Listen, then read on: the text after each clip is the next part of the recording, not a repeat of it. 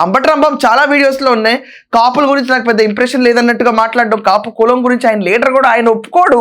Basically ఆయన సొంత అల్లులందరినీ కంబారం చేసుకున్న ఆయన కాపు కుల టైగర్ అని చెప్పి అంబటి రాంబాబు గురించి జగన్మోహన్ రెడ్డి చేసిన వ్యాఖ్యలైన తర్వాత ప్రతి ఒక్కరికి నవ్వాగలేదు.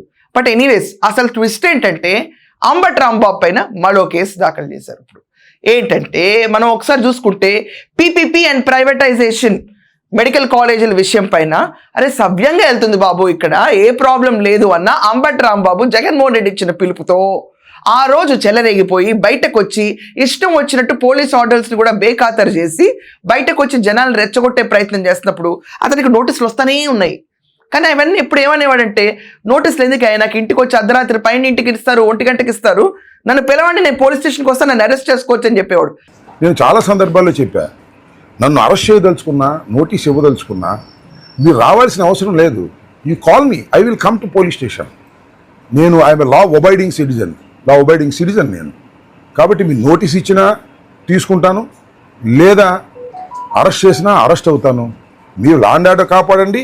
ఒక బాధ్యత కలిగినటువంటి పౌరులుగా ఈ రాష్ట్రాన్ని పరిపాలించినటువంటి ఒక రాజకీయ పార్టీగా, ఒక మాజీ మంత్రిగా మేము ఏదైనా చేస్తే మా మీద కేసు పెట్టండి అబ్బా. We will face into the court.